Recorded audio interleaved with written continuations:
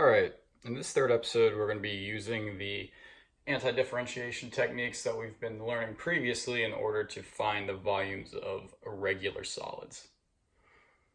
So, if we were to take this function f of x bounded from 0 to 1 on the x-axis and rotate it about the x-axis, we would be left with a solid that looks about like this. Now, for each slice of the solid, you're going to have a cylinder about this, where the radius is going to be f of x,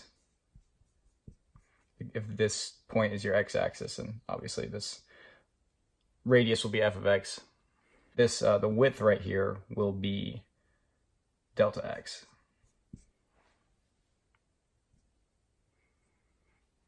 Now the area of this slice, or the volume of this slice, which is volume of the slice, that equals the radius, which is f of x, squared times pi times delta x. Now, that gives us one of these. If we want to find all of them bounded from 0 to 1, delta x would approach 0. And that sounds a lot like the definite integral where you're adding up an infinite amount of infinitely small things, which continues this idea in calculus of infinite. So the volume of this will equal pi times the integral from 0 to 1 of f of x squared. So f of x is x squared, and we get the delta x with dx. So it's with respect to x. Now, when we use the power rule, like we learned in the first episode, that would be pi times, add 1 to 2, it's 3, divide by 3, so you get 1/3 x cubed, evaluate from 0 to 1, which equals 1/3 pi minus 0. And that is your answer. Similarly, you can rotate about the y-axis in order to find the volume. The only difference being your function has to be in terms of y instead of x.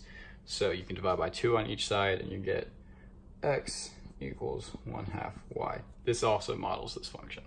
Now, because if you rotate, you'll get, if we're calling it on 0 to 1 again, you get a solid that looks like this, where your slice is a cylinder like this, where this width is delta y, and this radius is, well, your function, which is x equals 1/2 y.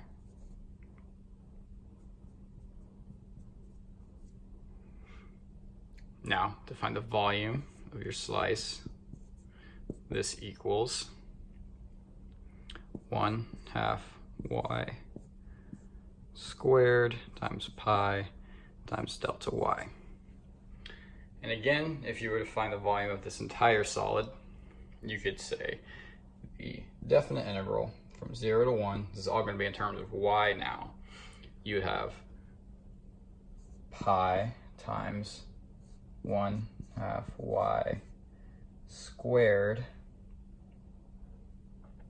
dy. Now it's respect to y because your y is now your independent variable. This equals pi times the integral from 0 to 1 of 1/4 y squared dy. Do your power rule. So you add 1 to 2 and divide. So be 1/12 y cubed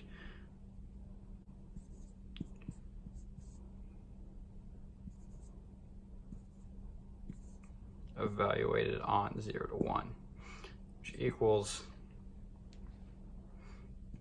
pi times 1 is 1 cubed.